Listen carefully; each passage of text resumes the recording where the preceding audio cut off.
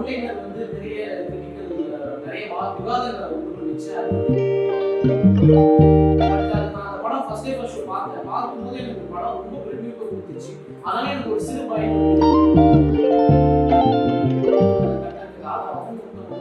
எதாகவும் பிரிஞ்சுட்டு 2 பேரும் போட்ட சண்டை வந்து சோஷியல் மீடியாவில் பெரிய பரபரப்பு. அது என்னதான் இந்த படத்துல அடுத்த படமும் அதே 100 கோடி வசூல் கொடுக்க வேண்டிய கட்டாயத்தில் இந்த சூழல் எப்படி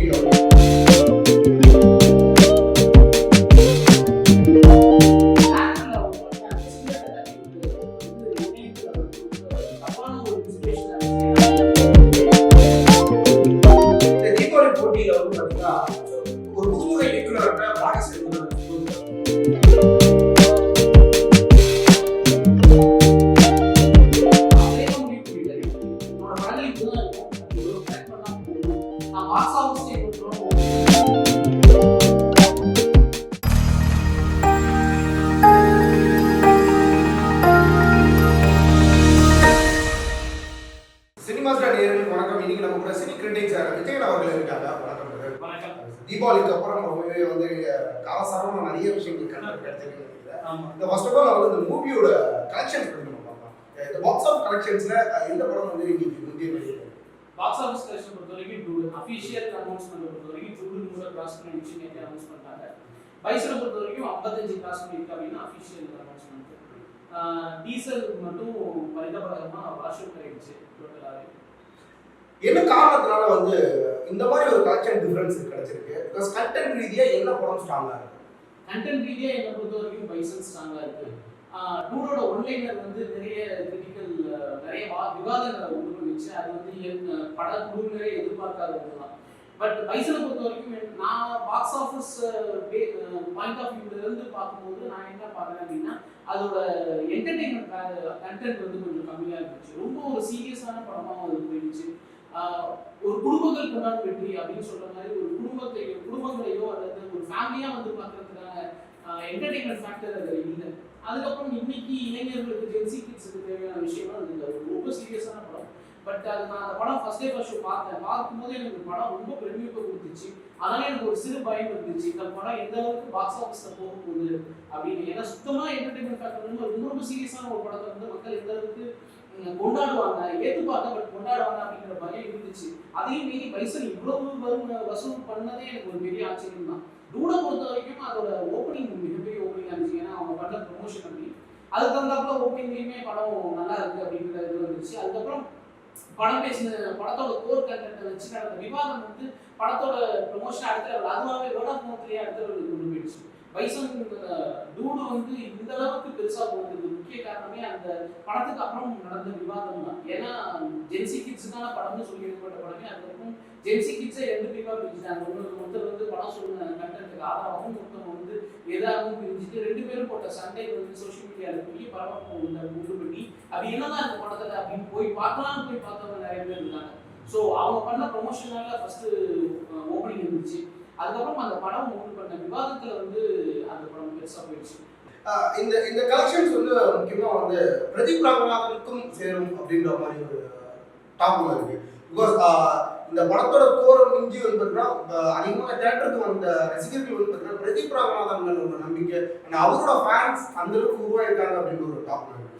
இன்னைக்கு ஒரு ஸ்டார் லிஸ்ட்ல அவரும் ஆட் ஆகிட்டு இருக்காருன்ற ஒரு விஷயம் இருக்கு. ஏன்னா தொடர்ந்து 3 படங்கள் வந்து 100 crores கொடுத்துருக்காரு. இது எப்படி பாக்குறீங்க? ஒருவேளை தனுஷ் மாதிரி அந்த பிரதீப் ராமநாதனும் அவருக்கான ஒரு ரசிகர் பட்டாளத்தை பிடிச்சிட்டாருன்னு நினைக்கிறீங்க? அவர் ட்ராக்லயே பிடிச்சிட்டாரு. அவர் லவ் டுடேல அவருக்கு ஒரு இப்ப இருக்க இளைஞர்களா அவர் கலந்துருந்தாரு. பட் டிராகன் வரும்போதே அவருடைய ஃபேன் பேஸ்னு ஒன்று உருவாகிடுச்சு. அது இங்கே இந்த படத்தோட டூடோட வெளியிட்டப்போ நல்லாவே தெரிஞ்சிச்சு. அவருக்கு கட் அவுட் வைக்கிறதா இருக்கட்டும், அவரை செலிப்ரேட் பண்றதா இருக்கட்டும். இந்த படத்துல வந்து ஸ்டார் வேலைன்னு பார்த்தா அவர் மட்டும்தான். அமிதாக்கு இது 2வது படம் தான். அப்புறம் சாய்க்கு ஃபர்ஸ்ட் படம், கீதீஸ்வரனுக்கு ஃபர்ஸ்ட் படம். படத்துக்கு ஓப்பனிங் கொடுத்தது பிரதீப் ராமநாதன் மட்டும்தான். அதே மாதிரி அவர் வரிசையா 3 கோடிங்கிறது 3 படம் 3 கோடிங்கிறது சாதாரண விஷயம் கிடையாது. தமிழ் சினிமாவில் பாக்ஸ் ஆஃபீஸ்ல இது வரைக்குமே வந்து யாருமே இத்தனை வருஷம் தமிழ் சினிமாவில் யாருமே அந்த அச்சீவ் பண்ணது கிடையாது. இப்போ 100 கோடினா அப்போ 10 கோடியா இருக்கலாம் அல்லது 10 லட்சமா இருக்கலாம். பட் முதல் 3 படங்கள் வந்து பாக்ஸ் ஆஃபீஸ்ல இவ்வளவு பிளாக் பஸ்டர் ஆனது தமிழ்ல இருந்து தான் ஃபர்ஸ்ட் அப்படின்னு சொல்லுவாங்க. இந்த ஒரு ஸ்டார் லிஸ்ட்ல இருக்கிற பிரதீப் ராமதாஸ் அடுத்தடுத்து அந்த பார்டர்ல இருந்துட்டே இருக்கணும். அடுத்த படமும் அதே அந்த 100 கோடி வசூல் கொடுக்க வேண்டிய கட்டாயத்தில் தள்ளப்பட்டிருக்காரு. இந்த சூழலை எப்படி அவர் எதிர்கொள்வார்? அது என்னை பொறுத்த வரைக்கும் இப்போ பிரதீப் ரங்கநாதனுக்கு வந்து அவருக்கு அறியாமலேயே அவர் விரும்பியோ விரும்பாமலேயே அவருக்குள்ள ஒரு சோஷியல் ரெஸ்பான்சிபிலிட்டி வந்துருக்கு. அவர் பின்னாடி ஒரு ரசிகர்கள் கூட்டம் இருக்கு. இப்போ சிவகார்த்திகேயனோட ஆரம்ப படங்கள்லாம் பார்த்தீங்கன்னா ரெமோலாம் பார்த்தீங்கன்னா 100% ஸ்டார்டிங் ஃபுல்.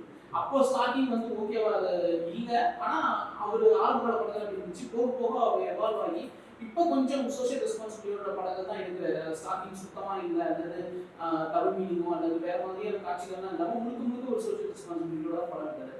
அந்த சோஷியல் ரெஸ்பான்சிபிலிட்டி பிரதீப்க்கு வந்துடும் அப்படிங்கிறது என்னோட நம்பிக்கை. அது வராமல் அடுத்தடுத்து அவர் மூவ் ஆக முடியாது, அடுத்தடுத்த லெவலுக்கு போக முடியாது. இப்போ எல்லைக்கு அடுத்து வர்றதை வந்து நம்ம எக்ஸப்ஷனாக எடுக்கலாம். ஏன்னா அது வந்து இதுக்கு முன்னாடி அவர் கமிட் பண்ண படம். ஸோ அது விக்னேஷ் சிவன் அப்படிங்கும் போது அது கொஞ்சம் ஜென்சிக்கிட்ஸோட அந்த ஒரு வைப்பில் இருக்கிற மாதிரி தான் இருக்கும். அதை தவிர்த்துட்டு அதுக்கு அடுத்த படங்கள் அவர் எடுக்கிறது வந்து அந்த ஒரு சோஷியல் ரெஸ்பான்சிபிலிட்டியோ இப்போ இந்த ரூட்ல நிறைய டபுள் மீனிங் வசனங்கள் அல்லது நேரடியான ஆபாச வசனங்கள்லாம் நிறைய இருந்துச்சு.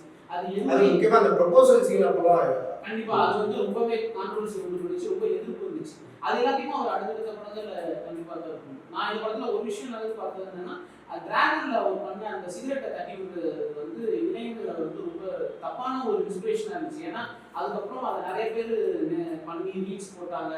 ரீல்ஸ் பண்ணுங்கிறதுக்காக பண்ணவங்க சிகரெட் பத்த வைக்காம பண்ணுவாங்க. பட் நிஜமாவே சிகரெட் பத்த வச்சே அது நிறைய பேர் பண்ணாங்க.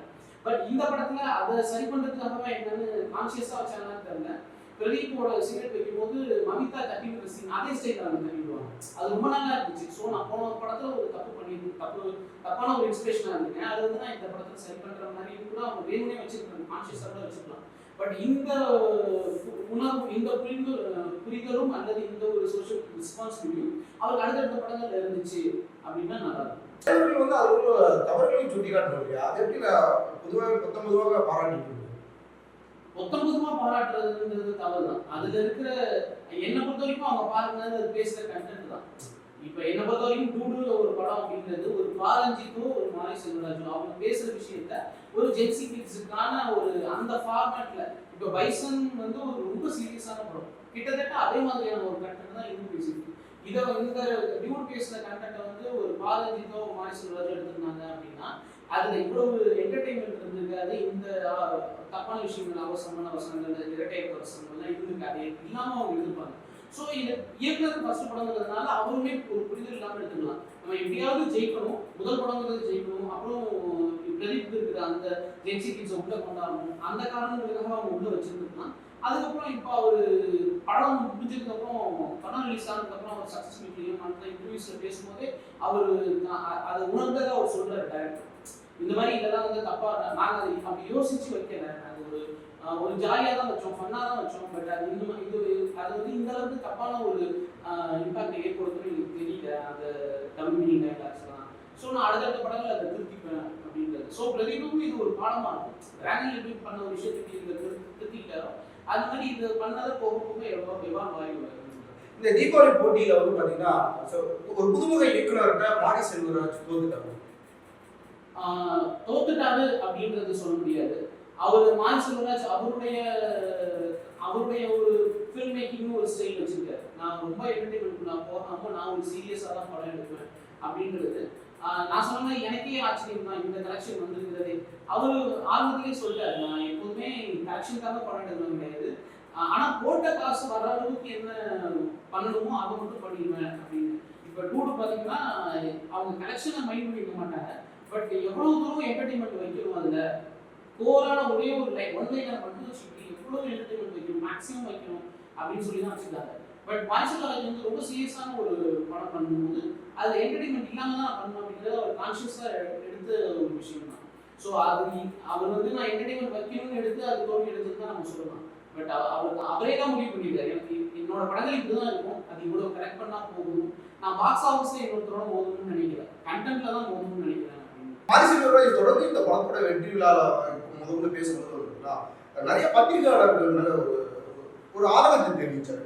என்ன வந்து இந்த மாதிரி கேள்விகள் கேட்குறீங்க, ஏன் இந்த படம் எடுக்கக்கூடாதுன்னு நினைக்கிறீங்க, என்னோட கருத்தை ஏன் சொல்லக்கூடாதுன்னு நினைக்கிறீங்க அப்படின்ற மாதிரி சில கேள்விகள் வச்சாங்க. ஜாதி சார்ந்த ஒரு படமாக பார்க்கப்படுது. இது வந்து ஒரு கபடி பிளேயரோட ஒரு கண்டென்ட் இருந்தாலும் பொதுவான மக்கள் மத்தியிலும் சரி இல்லை பொதுவான பத்திரிகையாளர்கள் அதிகமாக கேட்ட கேள்வி வந்து ஏன் இதை ஜாதி உள்ள கொண்டு வந்தாங்க அப்படின்ற ஒரு கேள்வி முன்வைக்கப்படுது. இது ஜாதி ரீதியாகவும் கலந்து எடுக்கிறதுக்கான தாக்கம் என்னவா இருக்கும்? அவருடைய வழிகளை அவர் கடந்து வந்ததை சொல்றாரு. இப்போ பிரேம்குமார் வந்து 96 மெயில் எடுக்கும்போது 96 அவர் ஃப்ரெண்டோட லைஃப், மெயில் வந்து அவருடைய லைஃப். அப்போ வந்து அந்த கேள்வி வரல, ஏன் உங்களோட லைஃப் நீங்க எழுதுறீங்க அப்படின்னு. அவருடைய பிரேம்குமார் கடந்து வந்த வாழ்க்கைன்றது ஒரு இனிமையான வாழ்க்கை. அது வந்து இனிமையான தருணத்தை வச்சு அவர் ஒரு படம் எடுத்தார். அதே மாதிரி மாரிசுல வச்சு கடந்து வந்த வாழ்க்கைன்றது கடினமான வாழ்க்கை. அவர் வாழ்க்கையில அவர் என்ன பார்த்தோம் அப்படிங்கிறத அவர் பதிவு கொடுத்தாரு. ஸோ என்னை பொறுத்த வரைக்கும் பிரேம்குமாருக்கும் மாரி செல்வராஜுக்கும் எந்த வித்தியாசமும் கிடையாது. ரெண்டு பேருமே ரொம்ப சீரியஸான படங்கள் பண்றாங்க. அவங்க லைஃப்ல அவங்க என்னத்தை கடந்து வந்திருக்காங்களோ அதுதான் எழுதுறாங்க. ஸோ அவர் இந்த கேள்வி எப்போ வந்திருக்கும்னா, மாரி செல்வராஜ் இதெல்லாம் கடந்து வரதுக்கு முன்னாடி, அவர் இதெல்லாம் சந்திக்கிறதுக்கு முன்னாடியே இவர் ஏன் இதை சந்திக்கணும் அப்படின்ற கேள்வி வந்துருக்கும். நம்ம அதை தாண்டி வந்துட்டோம். அவர் சந்திச்சிட்டாரு. அப்போ அதை அவர் எடுத்து சொல்லணும்னு நினைக்கிறாரு. இதெல்லாம் நடந்துச்சு அப்படின்றத பிரேம்குமார் எப்படி பதிவு பண்றாரோ அப்படிதான் அவரும் பதிவு பண்றாரு. அப்புறம் சாதி சார்ந்த படங்கள் சொல்றதை எனக்கு உடன்பாடு கிடையாது. ஏன்னா சார்ந்த படங்கள்ங்கிறது மோகன்ஜியோட படமும் முத்தையோட படமும் தான் ஜாதி சார்ந்த படங்கள். இது ஜாதி எதிர்ப்புக்கான படம் தான்.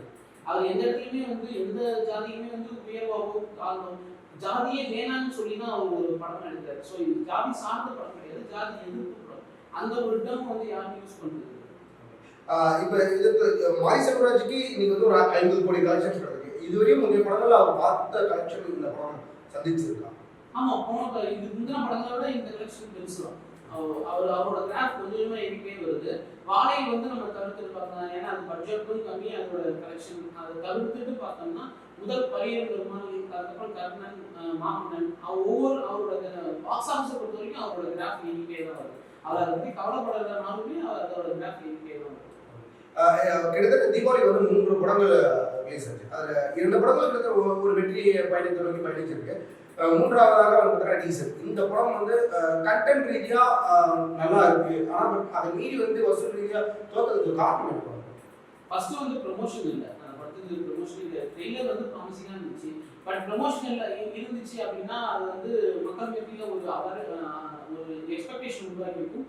அது வந்து ஓப்பனிங்க்கு தேவைப்படும், உபயோகப்படும். பட் இதுக்கு எந்த விதமான ப்ரொமோஷனுமே இல்லை அப்படிங்கும்போது கண்டிப்பாக அது படம் எப்படி இருக்குங்கிறத பொறுத்து தான் வந்து மக்கள் தேடி வருவாங்க. அப்போ ஒரு படம் ரொம்ப நல்லா இருக்கு அல்லது தேட்டருக்கு வந்து அந்த படத்தை பார்த்தோம் அப்படிங்கிறதுக்கான கண்டென்ட்டோ அல்லது எந்த விதமான விமர்சனமோ ரிவ்யூவோ யாருமே பண்ணி நான் பார்க்கல. படம் நல்லா இருக்கு அப்படின்னு யாருமே நான் சொல்லி நான் பார்க்கல. அதுதான் முக்கியமாக காரணமாக நான் பார்க்குறேன். பட் ஒன்று பைசன் மாதிரியான ரொம்ப கண்டென்ட் ஓரியன்டாக சீரியஸான படமாக இருக்கும் அல்லது என்டர்டெயின்மெண்ட் படமாக இருக்கும். பட் மக்களை ஏதோ ஒரு வகையில் என்கேஜ் பண்ணுறதா இருக்கும். ரூல் வந்து உள்ளே போயிட்டு நல்லா சிரிச்சுட்டு வரும், அந்த வகையில் என்கேஜ் பண்ணுது. பைசன் வந்து நம்ம போயிட்டு சிந்திச்சுட்டு வரும், அந்த வகையில் என்கேஜ் பண்ணுது. ஸோ படத்தில் ரெண்டுலேயே ஏதோ ஒன்று இருக்கணும். அது வந்து டீசல் மிஸ் ஆனதான். இந்த 3 படங்களும் வசூல் ரீதியாக வந்து பார்த்தீங்கன்னா நம்ம கலெக்ஷன்ஸ் எந்தெந்த படங்கள் முன்ன பின்ன இருக்குன்றத இருக்கும். பட் நடிகராக இயக்குனரும் வந்து பார்த்தீங்கன்னா யார் யார் என்னென்ன ஸ்கோர் பண்ணியிருக்காங்க இந்த தீபாவளிக்கு அப்படின்றத. பட் நடிகராக வந்து பார்த்தீங்கன்னா யாரோட நடிப்பு மக்களை ரொம்ப கவர்ந்துருக்கு. இன்னொரு இந்த மாதிரி ஃபெஸ்டிவல் டைம்ல இவர்களோட படம் தொடர்ந்து எதிர்பார்க்கறதுக்கான ஒரு சூழல் ஏற்பட்டிருக்கா? துருவோட நடிப்பு மக்களை ரொம்ப கவர்ந்து. ஏன்னா பிரதீப்புக்கு வந்து ஏற்கனவே அவர் பண்ண 2 அதே மாதிரியான கேரக்டர் தான், புதுசான கேரக்டர் எதுவும் இல்லை. அதனால வழக்கமான விஷயம் தான் அவர் பண்ணாரு. ஸோ அதை தான் ரசிச்சாங்க. பட் துருவுக்கு வந்து இது வந்து கிட்டத்தட்ட அவர் சொன்ன மாதிரி இது ஃபர்ஸ்ட் படமாக தான் இருந்துச்சு. அவருடைய அபரிமிதமான ஒரு உழைப்பு வந்து படத்துக்கு இருந்துச்சு. அவருக்கு இந்த படம் வந்து ஒரு லைஃப் கொடுக்கும். அவங்க அப்பாவுக்கு எப்படி சேருவோம் அந்த மாதிரி இந்த படம் வந்து அவருக்கு ஒரு லைஃப் கொடுக்கும். இதுக்கப்புறம் அவர் தேர்ந்தெடுக்கிற படங்களை பொறுத்து அவரோட கரியர் வந்து அடுத்த லெவல் இருக்கும். அவங்க அப்பா மாதிரியே தில் குரு சாமி மாதிரியான படங்கள், ஆக்ஷன் படங்கள், என்டர்டெயின்மெண்ட் படங்களோட சேர்ந்து இந்த மாதிரி படமும் நடுவில் பண்ணாரு. நடுவில் ஒர்க் பண்ணுவார் அவர் விக்ரம். அந்த மாதிரி அவருடைய பட செலக்ஷன் பொறுத்து தான் அடுத்தடுத்த தீபாவளி வெற்றி படம் பாக்ஸ் ஆஃபீஸ் என்ன பொறுத்த வரைக்கும் பாக்ஸ் ஆஃபீஸ்ல டூடு, கண்டென்ட்ல பைசன். அப்புறம் கண்டென்ட்ல டூடுமா நான் சொல்லுவேன். அது வந்து எனக்கு ரொம்ப ஆச்சரியமா, அந்த படம் பேசுற விஷயம் வந்து எனக்கு ரொம்ப ஆச்சரியமா தான் இருந்துச்சு.